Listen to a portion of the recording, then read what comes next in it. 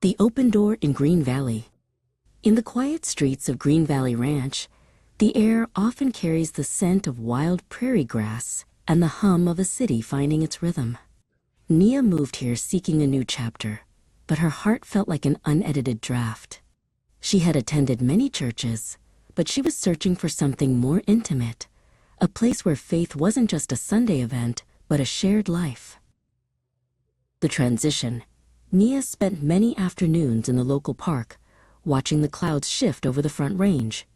It was a time of transition, a middle ground between who she was and who she was becoming. She felt a pull toward something deeper, a ministry that felt less like an institution and more like a family.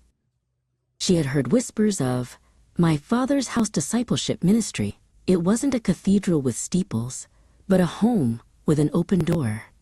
It was a place where the suburban quiet of Green Valley Ranch was filled with the sound of honest prayer and the turning of thin paper pages.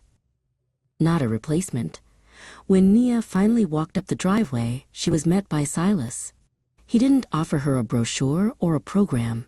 He offered her his hand and a seat at the table. This ministry wasn't a replacement for the church, but a specialized greenhouse for the soul, designed to help the individual roots grow strong enough to support the whole forest.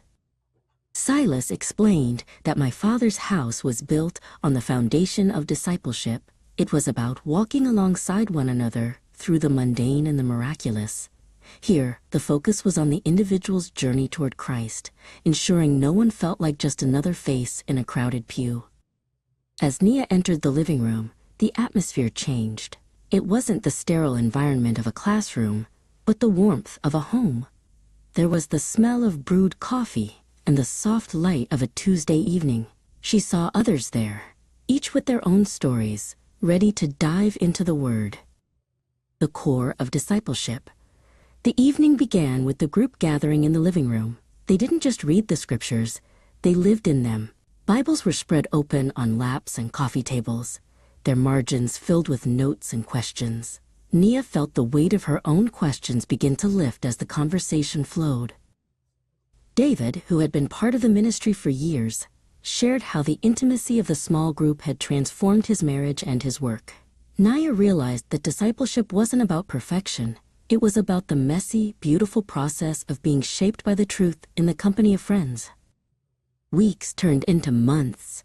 Nia found that her transition had led her exactly where she needed to be. In the heart of Green Valley Ranch, she had found a sanctuary that didn't require a steeple. She had found a brotherhood and sisterhood that challenged her to grow and a mentor who truly knew her name. The quiet growth. As the sun began to set, casting long golden shadows across the ranch, Nia and Silas stood together in the quiet.